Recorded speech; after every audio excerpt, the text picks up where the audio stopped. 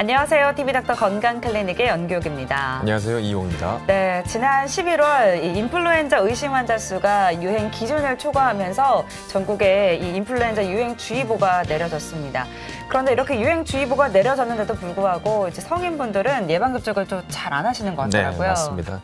성인 중에서 특히 이제 중년 이전에 젊으신 분들 같은 경우는 건강하다고 자신하시기 때문에 네. 예방접종을 잘 안 챙기시는 경우가 많더라고요. 맞아요. 네. 그런데 특히 감염 질환 중에서 백신으로 예방이 충분히 가능했던 질환으로 사망한 그 사망자 수가 소아보다 성인에서 한 50배에서 70배 가까이 많게 된다고 합니다. 네, 사실 이제 지난 2009년도에 신종 인플루엔자와 또 이 A형 간염 유행 이후에 예방 접종에 대한 인식이 높아지긴 높아졌는데요. 아직 이 인플루엔자를 제외한 다른 백신들의 접종률은 저조한 수준이라고 합니다.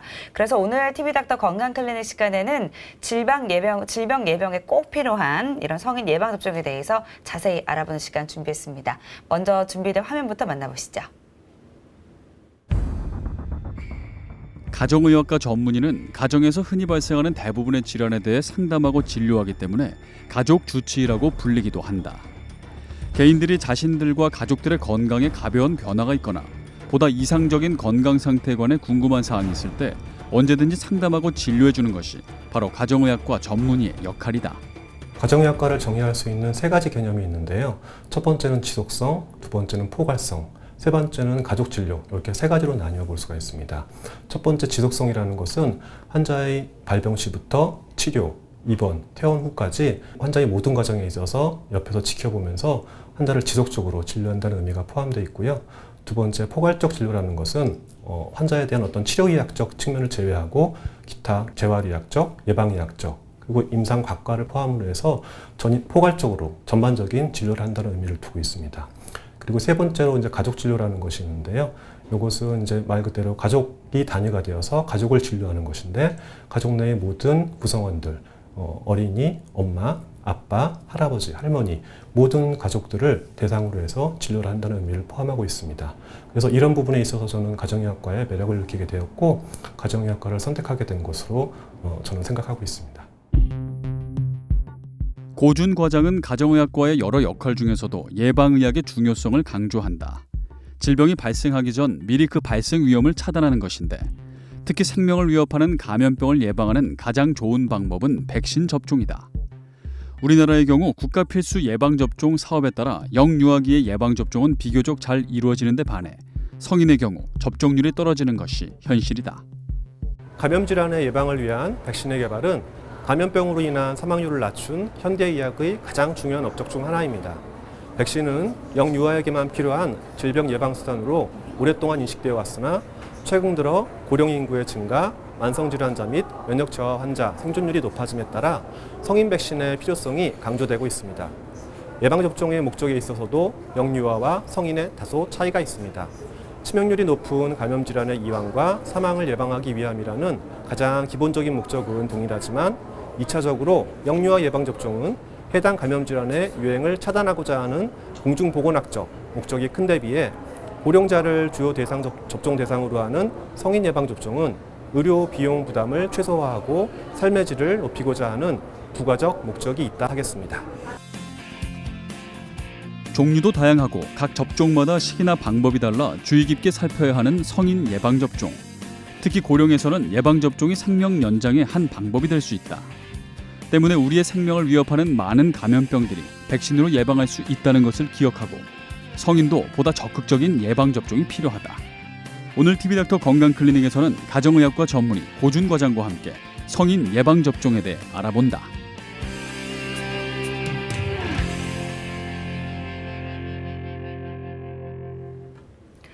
네, 적극적인 성인 예방 접종은 이 질병으로 인한 감염성 질병으로 인한 사망률도 낮춰주고요. 그리고 또 그 해당 질환의 발병 위험을 낮춰주기 때문에 우리가 보다 더 건강하게 삶을 살 수 있는 아주 좋은 방법이 아닐까라는 생각도 듭니다. 네, 맞습니다.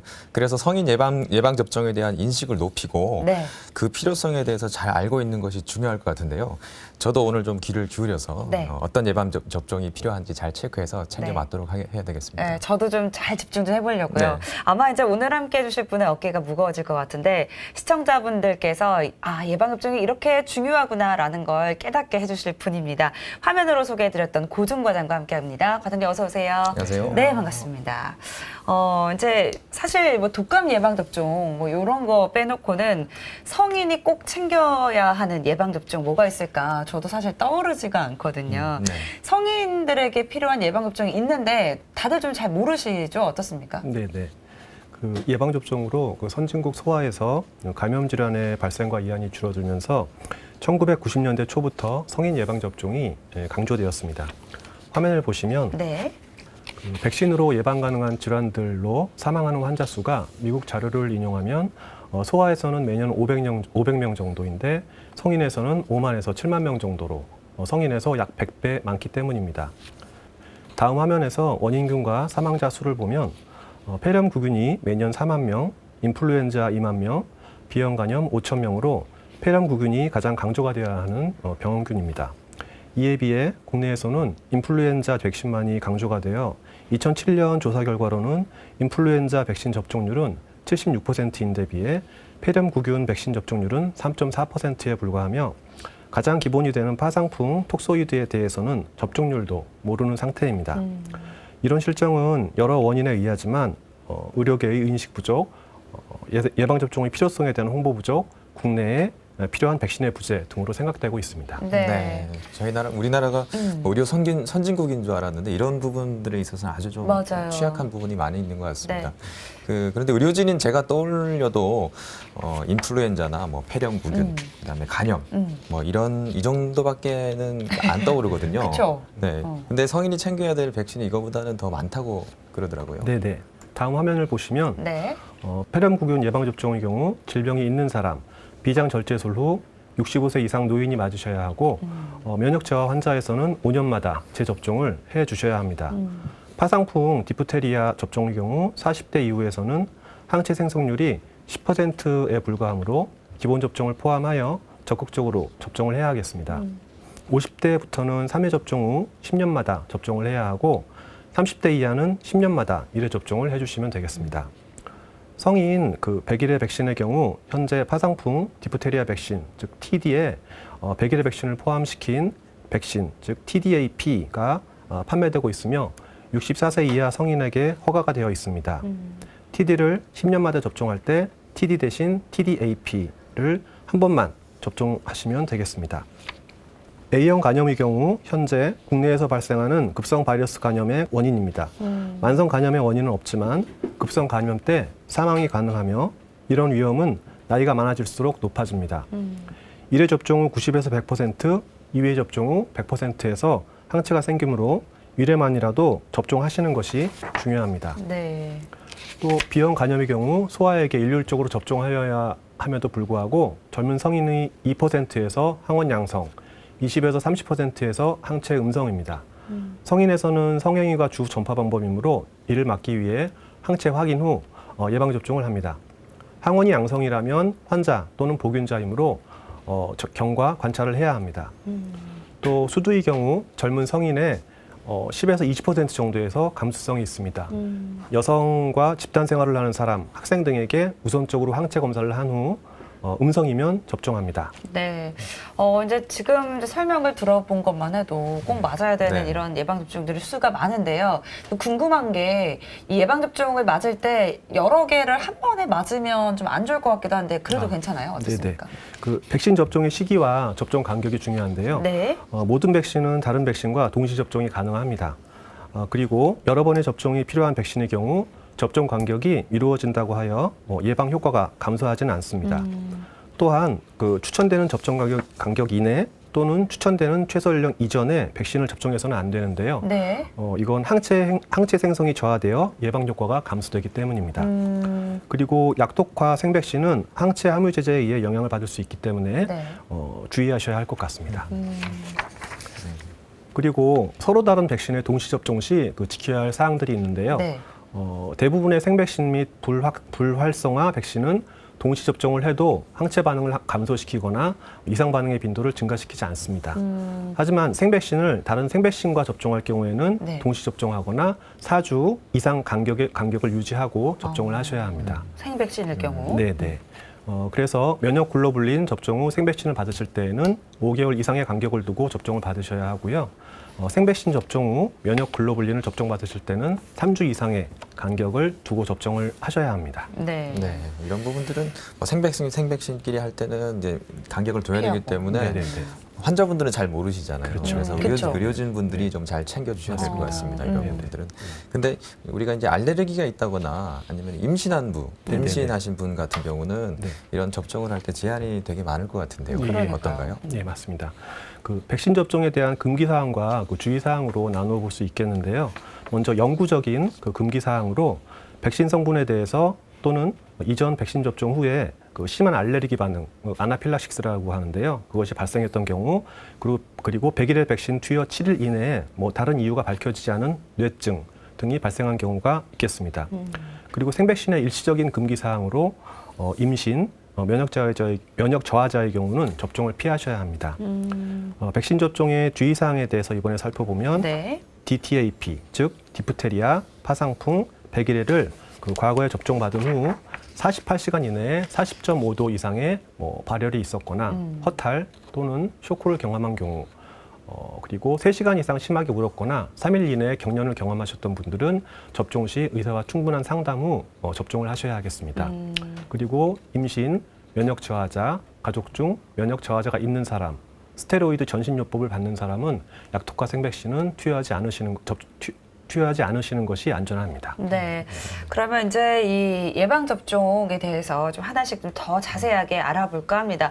먼저 폐렴구균 예방접종인데요. 이 폐렴구균이라는 것부터 어떤 건지 설명을 좀 해주실까요? 네. 그 폐렴규균, 즉 폐렴사슬알균이라고도 부르고 이 균은 급성 세균 감염 질환의 원인 중 하나입니다. 1881년 파스텔에 의해서 공수병 환자의 타액에서 처음 분리되었습니다.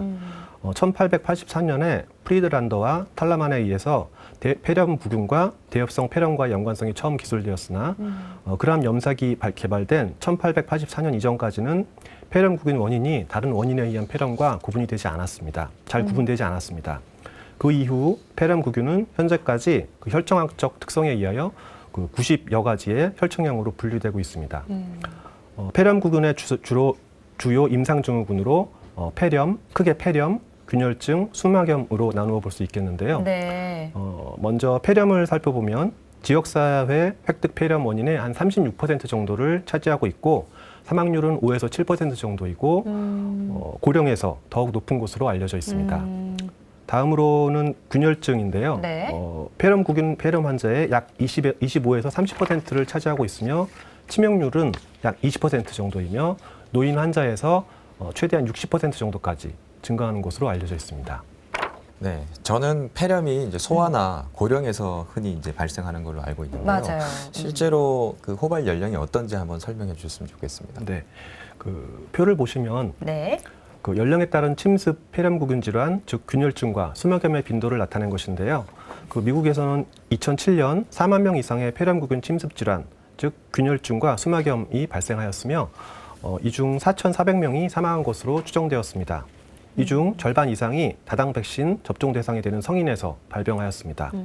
이외에 균열증이 동반되지 않은 비침습 감염증으로 인한 폐렴 수천 건과 중이염 수백만 건이 발생했던 것으로 추정되고 있습니다. 발병 연도는 연령에 따라 큰 차이를 보이는데 어린 연령의 소아, 특히 2세 미만의 소아에서 가장 높습니다. 1998년 2세 미만의 소아에서의 침습 질환의 빈도는 인구 10만 명당 188명이었으며 이 연령에서 전체 침습 질환의 20%가 발생하였습니다. 폐렴구균에 의한 침습 질환은 5세에서 17세 연령에서 가장 발생 빈도가 낮았으며 65세 이상의 고령자에게서 10만 명당 61명으로 증가하였습니다. 네. 그러면 이 폐렴이나 이제 균열증을 예방하려면 좀 백신 접종도 필요할 텐데 뭐 언제 좀 맞으면 좋다 뭐 이런 기준들이 있을까요? 네네. 폐렴구균은 급성 중이염의 가장 흔한 원인균이고 폐렴, 수막염, 균열증 및 부비동염의 원인이 되는 세균입니다. 폐렴구균 백신은 여러 가지 폐렴구균 감염증 중에서 주로 수막염, 균열증, 폐렴 등의 심한 감염증을 예방하기 위한 백신으로서 중이염에도 어느 정도 효과가 있으나 그 효용성에 대해서는 아직 논란이 있습니다. 폐렴구균 백신에는 다당 백신과 단백결합 백신 등 두 가지가 있으며 연령에 따라 그 접종 기준이 다릅니다. 폐렴구균 백신은 특히 폐렴구균 감염에 잘 걸리는 고위험군 소아 및 성인, 65세 이상의 노인은 반드시 접종을 해야 합니다. 정상적인 영아 및 소아에서는 연령에 따른 폐렴구균 감염의 위험과 질병의 심한 정도, 백신 접종에 따른 효과와 비용 등을 보호자와 의료인이 상의하여 접종 여부를 개인에 따라 신중하게 결정하셔야 하겠습니다. 네, 요즘 폐렴구균 백신에 대해서 많이 워낙 또 홍보를 하고 있고 맞아요. 네. 그래서 궁금증들이 많은 것 같은데요. 특히 접종 대상에 대해서 좀 자세하게 알아봤으면 좋겠습니다. 이전에 폐렴구균 감염증을 알았던 과거력이 있는 분들도 이 폐렴구균 백신 하는 것이 도움이 되는지 한번 설명해 주시죠. 네네. 현재 폐렴구균은 90여 종류의 폐렴구균 혈청형이 밝혀져 있으며 현재 사용되는 다당 백신에는 23가지, 단백결합 백신에는 10가지 혹은 13가지 혈청형이 포함되어 있습니다.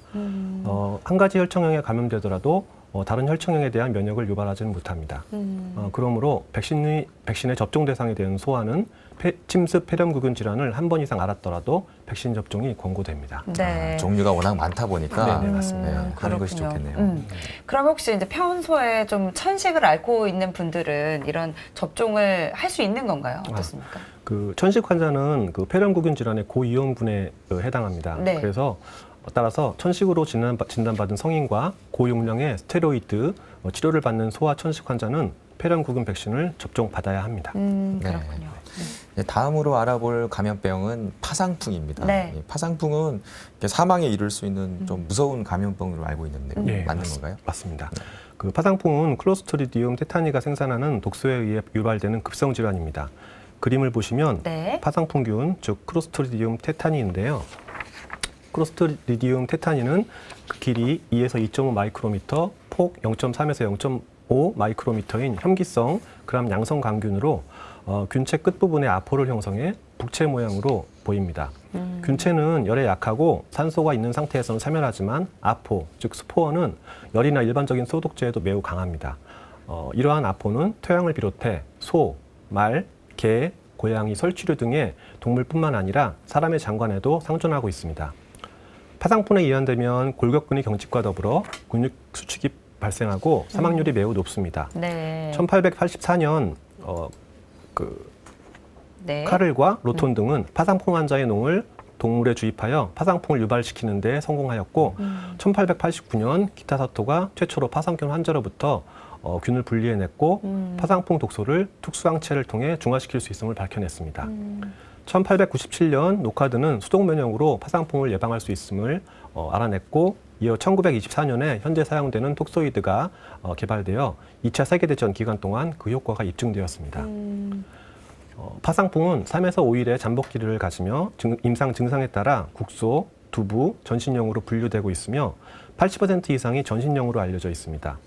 사진을 보시면 파상풍 네. 환자의 사진인데요. 개구장애를 시작으로 경부, 체부, 사지 근육에 침범하며 근육 수축은 3에서 4주 이상 지속되고 회복에 수개월이 소요됩니다. 합병증으로 호흡근, 후두 경련에 의한 기도 폐색, 근육 수축에 의한 척추 등의 골절, 혈압 상승, 부정맥 등이 유발됩니다. 그럼 지금 저 그림도 이제 근육이 수축이 돼서 자세가 네네. 저렇게 된다는 요거는 말씀이신 이제 건가요? 후궁만장이라고 하는 자세인데요. 등 쪽 근육이 수축되면서 이게 활처럼 몸이 쫙 휘어지는 그런 자세를 말합니다. 네, 그렇군요. 자, 다음으로 알아볼 게 이제 백일해인데요. 백일해 이거 많이 듣긴 들었어요. 근데 사실 네. 저도 잘 모르고. 네. 그리고 요즘에는 또 많이 감소하는 추세라고 알고 있습니다. 근데 2012년에 우리나라에서 이게 집단 감염 사태가 발생했었다고요. 네네. 백일에는 소아 감염 질환 중 전염력이 가장 강한 질환의 하나로 1640년 드 바이유에 의해 처음 임상 양상이 기술되었고 1669년 시데남에 의해 퍼투시스로 명명되었으며 1906년 보르데와 장구에 의해 균이 처음 분리되었습니다. 그림을 보시면 네. 그람 염색에 의한 백일해균의 사진으로서 백일해는 그람 음성 강균인 브로데텔라 퍼투시스에 의한 호흡기 감염 질환입니다. 다음 그림을 보시면 백일해균의 전자 현미경 사진으로서 그 균은 호흡기의 손모상피 세포에 강한 친화성을 보여서 집락화하고 백일의 독소 등을 포함한 다양한 활성 물질을 생성하여 손모 상피 세포 기능을 저하시키고 기존의 염증을 유발합니다. 1945년부터 디프테리아 톡소이드, 파상풍 톡소이드, 전세포 백인의 백신이 포함된 DTWP 백신의 사용이 시작되고 네. 1990년대부터 정제 백일의 백신이 포함된 DTAP 백신 사용이 확산됨에 따라 백일의 전 세계적 유행은 감소하였으나 2003년 후 자료에 의하면 아직도 전 세계적으로 매년 500만 명이 감염되고 그중 30만 명이 사망하고 있으며 신생아 감염은 집중 치료에도 치사율이 4%에 이르는 아주 중한 감염 질환입니다. 네. 임상 양상을 살펴보면 그 7에서 10일간의 잠복기를 거쳐 카타르기, 경액이, 회복기로 나누어지는데요. 이 그림을 보시면 네. 백일의 증상에 대한 그 사진인데요. 그 경액기에 기침 발작을 하게 되는데 숨을 들이마시면서 특징적인 훅 소리가 나게 됩니다. 네. 이 성인의 경우는 증세가 경미해서 이 기침 발작, 즉 후핑 코프라고 하는데 그런 증상은 적습니다. 합병증으로 무기폐, 2차 감염에 의한 세균성 폐렴, 경련, 뇌증 등 신경계 합병증, 중이염, 영양실조, 탈수, 기흉, 비출혈, 경막하출혈, 탈장 등이 있게 되겠습니다. 다음 그림은 2006년에서 2009년 기간에 실험실에서 확진된 백일의 환자의 월별 분포 그림입니다. 네. 질병관리본부 통계자료에 의하면 과거에는 연평균 11.3명의 백일의 확진 환자가 발생되었는데 2009년 9월까지 54명의 백일의 확진 환자가 확인되어 과거에 비해 6배 이상 증가하였음을 보고하였습니다. 다음 그림을 보시면 네. 특히 1세 미만의 환자가 46명, 즉 85.2%로 대부분을 차지하였고 이들 중 DTAP 백신 접종을 받지 않았거나 완료되지 않은 6개월 미만의 연령의 환자가 43명임을 보고하였습니다. 이 환자들 중 8사례에서 가족 내 가족 감염 역학 연구를 병행 실시한 결과 41명 중 15명, 즉 36.6%에서 백일의 양성 반응을 보였으며 병행 성인이 12명, 소아 및 청소년이 3명으로 확인되어 그 가족 내 청소년 및 성인 백일의 환자에 의해 영유아 백일의 환자가 증가할 수 있음을 보고하였습니다.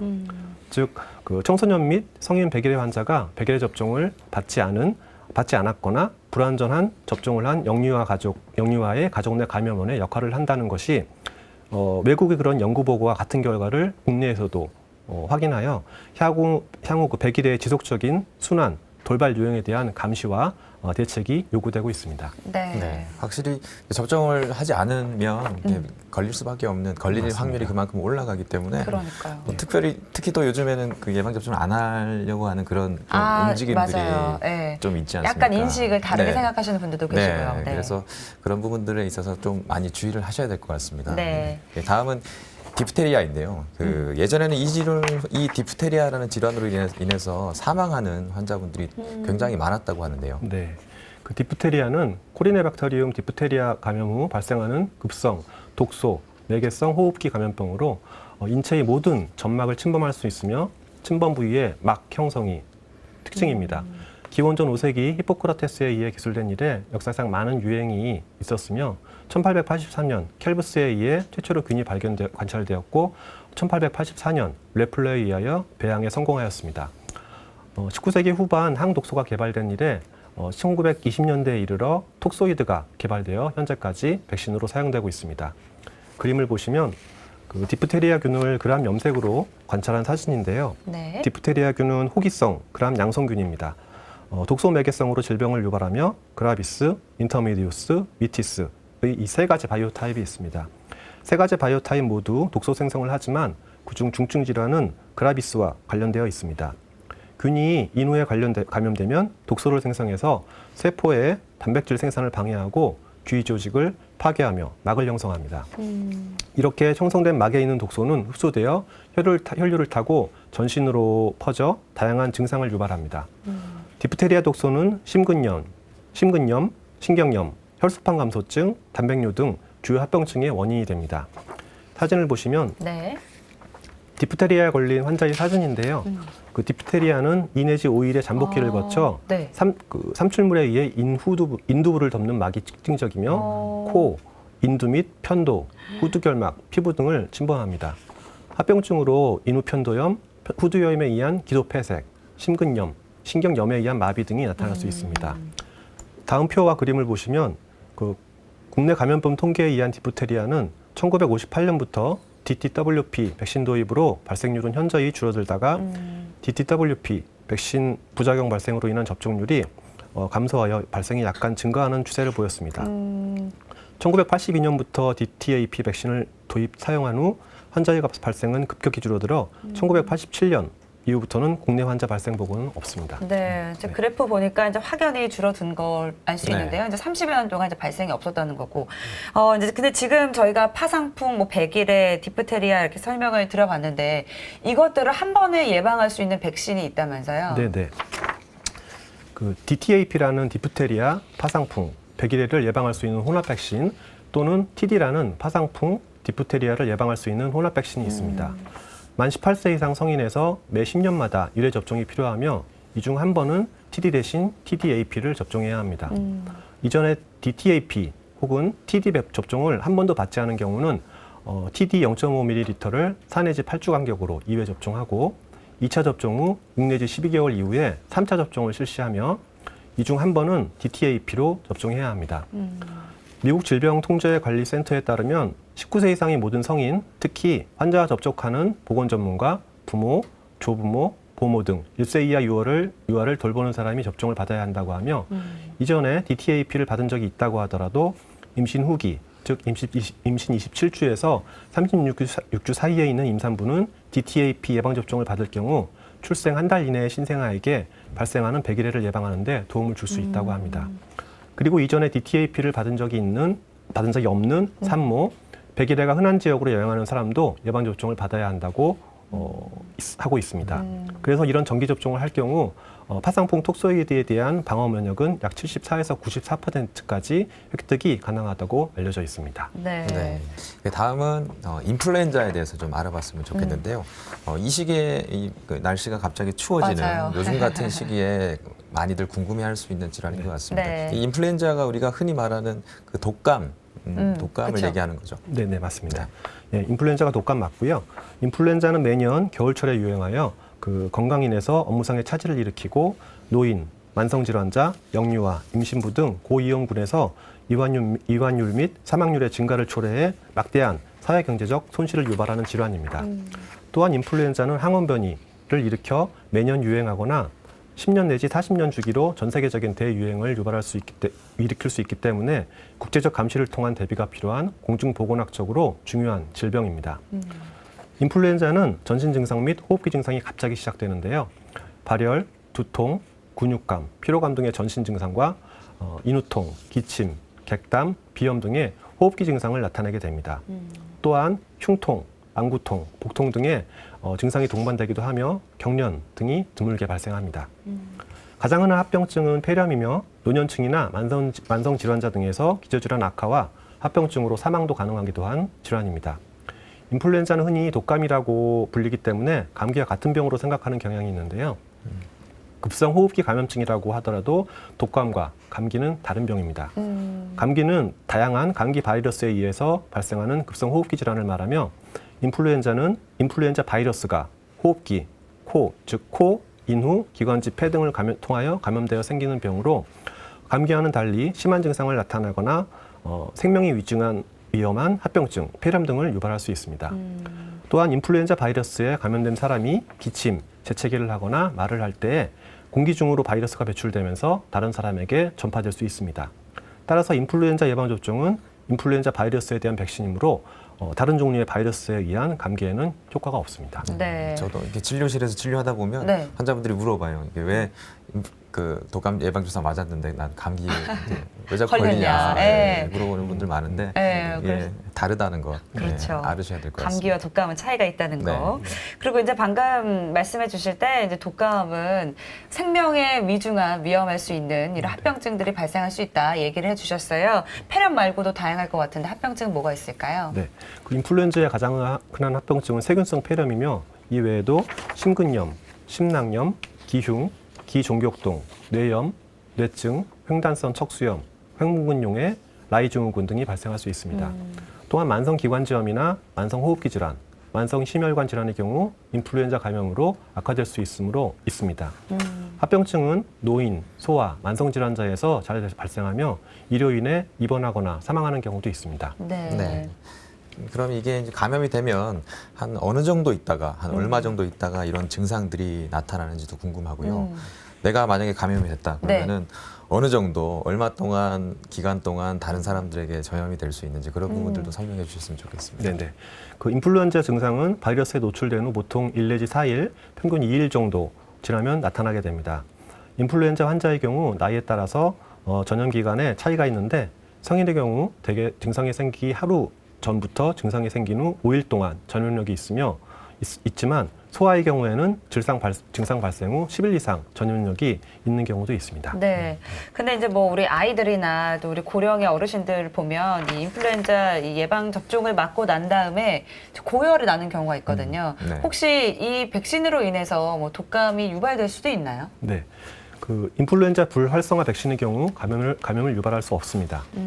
생백신의 경우 살아있는 바이러스가 들어있으나 약독화된 바이러스이기 때문에 감염을 유발할 가능성은 거의 없습니다. 다만 면역력이 저하되어 있는 사람이나 임신부의 경우 최대한 그 안전을 기하기 위해서 네. 불활성화 백신 접종을 권고하고 있습니다. 네. 그렇군요. 생백신의 경우에는 이게 백신이라는 게 균을 이제 주입을 네네. 해서 이제 항체가 생기도록 하는 거잖아요. 그렇죠. 그래서 그 접종을 통해서 들어간 바이러스가 다른 사람들에게 옮기는 네네. 그런 전염의 위험은 없는 건가요? 네, 그 임상 시험 결과 아주 드물게 백신 바이러스가 전파될 수 있습니다. 그러나 그 백신 바이러스가 전파되었다 하더라도 병을 일으킬 가능성은 거의 없습니다. 다만 이제 조혈, 모세포 이식을 받은 사람과 같이 심각하게 면역 기능이 저하된 사람과 접촉해야 하는 사람이라면 불활성화 백신 접종을 권고합니다.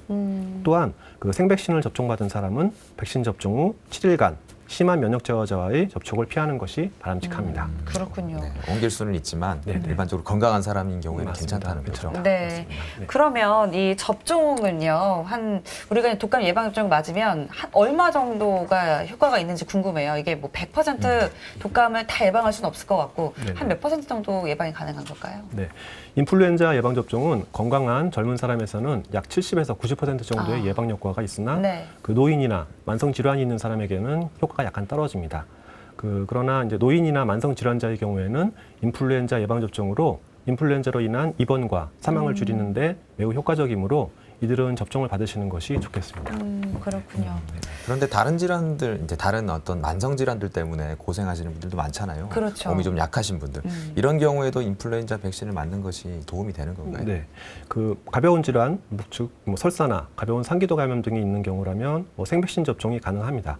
다만 현재 코막힘 그 증상이 있는 경우 생백신의 접종 방법상 특성상 백신이 충분히 전달되지 않을 수 있기 때문에 코막힘 증상이 그 호전된 후 생백신 접종을 고려하는 것이 바람직합니다. 네. 그러면 이제 임신 기간에는 좀 어떨지도 궁금한데요. 이 기간 동안에 예방접종 맞아도 되나요? 네. 임신 동안 인플루엔자 예방접종은 금기사항이 아니며 오히려 임신 시 인플루엔자 감염은 일반인에 비해 인플루엔자 감염으로 인한 합병증 위험이 더 크기 때문에 접종을 권고합니다. 인플루엔자 유행 시기에 임신 중에 있는 사람은 임신 시기에 상관없이 불활성화 백신 접종을 권장합니다. 네. 네. 예전에 우리 2009년도에 네, 한창 맞아요. 이제 신종플루가 맞아요. 유행해서 전국적으로 이슈가 됐던 적이 네. 있는데 그 당시에 기억을 더듬어 보면 약을 구하기 힘들어서 맞아요. 없었어요, 약이. 치료받기가 상당히 좀 힘들었던 기억이 나는데 이렇게 인플루엔자에 효과적인 약이 따로 있는 거죠. 네. 그 인플루엔자에 대한 항바이러스제로는 아만타딘, 리만타딘, 자나비어, 오셀타미비어, 페라미비어 등이 있습니다. 항바이러스제는 인플루엔자 증상 발현 후 48시간 이내에 사용하는 경우에 증상을 경감시키거나 경과를 단축시키는 효과가 있습니다. 실제 항바이러스제 사용 여부는 담당 의사와 충분히 상의 후 결정하시는 것이 좋겠습니다. 네. 이제 궁금한 건 또 이제 우리 아이들 있는 집은 아이들이 자주 또 아프게 되잖아요. 혹시 아이들이 이제 인플루엔자로 이제 아프거나 열이 오를 때 집에서 또 급한 대로 뭐 해열제 같은 거를 먹여도 괜찮은 건지 네. 그것도 궁금한데요. 네. 그 인플루엔자 유사 증상이 있는 어린이에게는 의사의 자문 없이 아스피린을 투여하지 않도록 해야 하며 네. 특히 열이 나는 경우에는 더욱 주의해야 합니다. 이는 그 라이 증후군이라고 하는 심각한 한벽증이 발생할 수 있기 때문입니다. 그러면은 마음대로 또 이렇게 해열제를 줘서는 안 되겠네요. 네. 네. 네, 그동안 인플루엔자 예방 접종에 대해서 좀 궁금한 점이 많았는데요. 오늘 좀 많이 해소가 된 것 같습니다. 네, 다음은 A형 간염에 대해서 좀 알아봤으면 좋겠습니다. A형 간염이 어떤 질환인지 한번 설명해 주셨으면 좋겠습니다. 네. 그 A형 간염은 히포크라테스에 의해 간염, 유행성 황달이 처음 기술된 이래로 17, 18세기에 A형 간염으로 추측되는 황달의 집단 발생이 보고되었습니다. 전염성 간염으로 불리던 A형 간염은 잠복기가 긴 B형 간염과 함께 1940년대에 역학적으로 처음 구분되었고 1970년대부터는 A형 간염 바이러스의 확인과 혈청학적 검사법이 발달함에 따라 A형 간염과 B형 간염 이외에 다른 간염의 감별이 가능하게 되었습니다. 최근 10년간 국내에서는 20대, 30대 성인과 10대 청소년에서 A형 간염 발생이 급증하고 있습니다. A형 간염의 예방을 위해 백신의 개발 이전에는 환경과 위생 상태의 개선, 면역 군류분을 통한 수동 면역을 이용하였으나 장기간의 예방 효과가 있는 A형 간염 백신이 1995년부터 사용된 이후로는 능동 면역 위주의 예방이 강조되고 있습니다. 국내는 1997년 말경부터 백신을 사용하기 시작하여 아직 국가 필수 예방 접종에 포함되지는 않으나 네. 유소아의 50% 이상에서 접종이 이루어지고 있습니다. 네. 그러면 이제 A형 간염 예방 접종이 필요한 사람들은 어떤 분들이에요? 네. A형 간염 예방 접종은 이제 A형 간염 바이러스 상체가 없는 소아나 네. 고위험군 성인, 즉 A형 간염의 풍토성이 높은 지역, 예를 들면 미국, 캐나다, 서유럽, 북유럽, 일본, 뉴질랜드, 호주 이외 등의 국가로 여행하는 경우와 파견되는 군인 또는 외교관의 경우나 혈액 응고 질환자, 만성 간 질환자, A형 간염 환자와 접촉하는 사람, A형 간염 바이러스를 다루는 실험실 종사자, 군인, 의료인, 외식업 종사자, 약물 중독자, 남성 동성애자, 20대에서 30대 성인 중 예방 접종력이 없거나 A형 간염을 앓은 적이 없는 경우에 필요합니다. 접종 방법은 이제 1차 접종 후 6 내지 12개월 내에 2차 접종을 하시면 되는데요. 네. 1차 접종 후 4주가 지나면 97에서 100%의 항체 양전율이 생성되고 2차 접종 후에는 모두 100%의 그 항체 양전율이 형성됩니다. 또한 항체의 지속 기간은 20년 이상이 지속되는 것으로 알려져 있습니다. 네, 항체 발생하는 효과가 아주 좋군요. 네. 그래서 앞에서 언급하신 그 항목에 해당되는 분들은 꼭 네. A형 간염에 대해서 좀 챙기셨으면 좋겠습니다. 네. 다음은 B형 간염에 대해서 좀 알아봤으면 좋겠는데요. B형 간염은 이렇게 진행돼서 만성화될 경우에는 뭐 간경화 그리고 간암까지도 진행할 수 있는 질환이라고 알고 있습니다. 네. 네. 그 B형 간염은 그 B형 간염 바이러스에 감염된 경우 이로 인한 우리 몸의 면역 반응으로 인해 간에 염증이 생기는 질환을 의미합니다. 보통 B형 간염 바이러스에 감염된 혈액 등 체액에 의해서 감염이 되는데요. 아기가 태어날 때 B형 감염이 있는 어머니로부터 전염될 수 있고 이를 이제 수직 감염이라고 합니다. 네. 뿐만 아니라 성적인 접촉이나 수혈, 오염된 주사기의 재사용 등에 의해서도 감염될 수 있습니다. 이러한 경로로 B형 간염 바이러스가 혈액 내로 침입을 하면 주로 간세포 속에 자리 잡게 되는데 우리 몸은 이 바이러스를 제거하기 위해 면역 반응을 일으키고 이로 인해 바이러스에 감염된 간세포들이 파괴되면서 간에 염증이 생기게 됩니다. 어느 정도 휴식을 취하면 회복되는 A형 간염과 달리 B형 간염은 만성화의 위험성이 있는데요. 만성 B형 간염과 관련된 합병증은 간 기능 검사의 이상이 6개월 이상 지속되는 만성 간염, 간 경변증, 간 부전, 간세포암이 있는데 만성 감염자의 약 25%가 간경변증이나 간암으로 조기에 사망합니다. 보유자의 약 25% 이상에서 간경변증을 유발하는 만성 활동성 간염으로 진행합니다.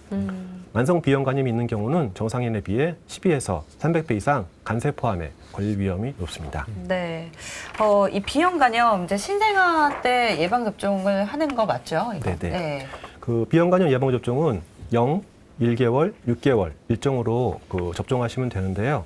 과거 감염력과 백신 접종력이 없는 모든 소아 및 성인, B형 간염 바이러스 만성 감염자의 가족, 혈액 제제를 자주 수혈받아야 되는 환자, 예를 들면 혈우병, 재생불량성 빈혈, 백혈병 등, 그리고 혈액 투석을 받는 환자, 주사형 약물 중독자, 의료기관 종사자, 수용시설의 수용자, 예를 들어서 신체장애자라든가 구금자 등 쪽에 또 근무자, 그리고 성매개 질환의 노출 위험이 큰 집단, 에이즈 감염자, 만성 간질환자, 당뇨 환자 등이 예방접종을 하시면 되겠습니다. 비형간염 예방접종은 3회의 백신 접종 후 영아 및 청소년은 95% 이상, 성인에서는 90%에서 항체가 형성되는 것으로 알려져 있고 40세 이후에는 면역원성이 점차 감소하여 60세까지의 대상에서는 75% 정도로 유지되는 것으로 알려져 있습니다. 네. 비형간염 백신을 이제 3차까지 맞아야 된다고 하셨는데 이 3차까지 다 맞고 나면 한 10년 정도 만약에 지났을 때 다시 접종을 안 해도 되는 건가요? 네네.